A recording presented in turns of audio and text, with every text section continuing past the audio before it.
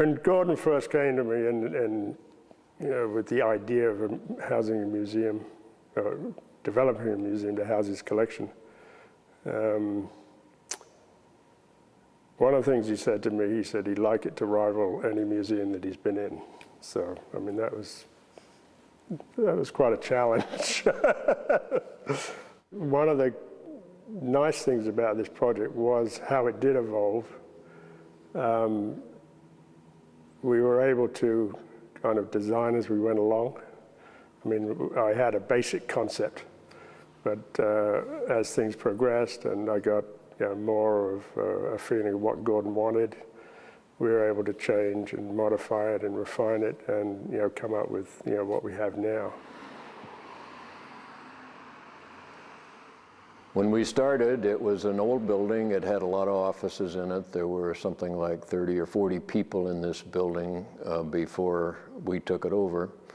And there were bathrooms on each floor. There were partitions everywhere. There was a very lousy stairway in the middle of it. So it was not a pretty building inside. So we said the first thing we have to do is take everything out of the inside and just have left the floors, and basically that's it. So we did that. We took out everything, and we took the walls back down to the brick as it was originally built. So all we had at that point were old brick walls. We looked at various light sources, like incandescent, fluorescent, and ended up with LED, which is light-emitting diodes. If we'd lit all those codes with fluorescent, it would have taken, I don't know the exact figures, but it was around 7,500 watts of electricity. And on the LEDs, we're down to 230 watts.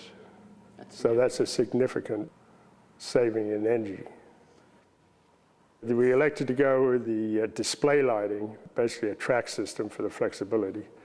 And that is all low voltage lighting as well. So the lamps in those range from 15 to 50 watts each, rather than in conventional display lighting, you could be up 100, 150 watts.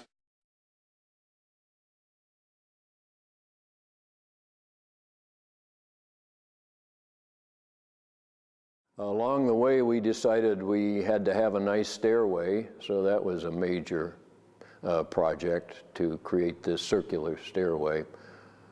But we wanted to do it in such a way that you could see the artwork from every floor, which you can. So basically I cut a hole through the middle of the building. And once we had that hole, to me it demanded a very elegant solution to get up and down.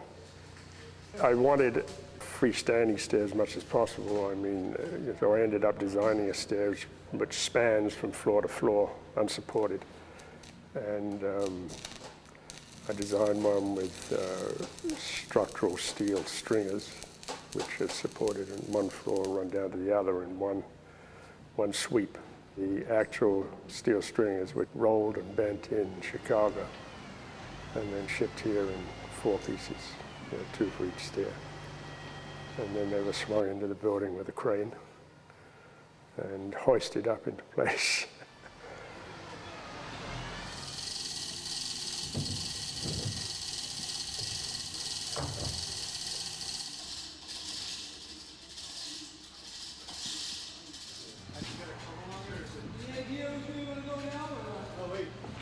You're not bad, Dan. What's that?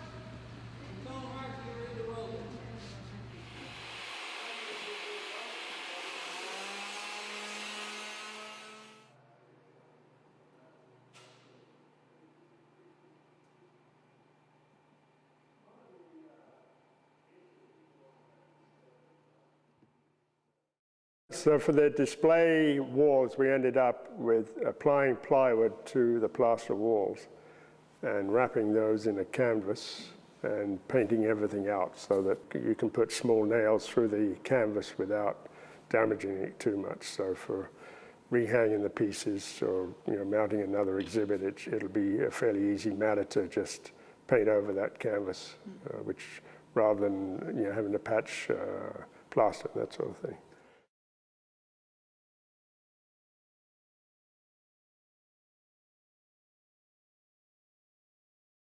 We softened all the corners with 2-foot radius sections, and that worked out in a couple of ways, because aesthetically I think it helps the space. You don't have those dead corners. And as it works out, we were able to run all the HVAC up those corners. So if you look around the museum, the only visible HVAC is those slots in the corners of the rooms. So there's no ductwork exposed. Again, I wanted to keep that very simple. One of the issues that Gordon has is storage of his icons. I mean, he's got them stored in cardboard boxes, wrapped in bubble wrap, or in his garage, or hanging in his bathroom. I mean, they're all over the place, and he's never had a central place to store them. So we did design an archive room in the lower level, which is a series of storage drawers where he can store and inventory his archives in a horizontal manner, all climate controlled, so they'll be safe and secure in that.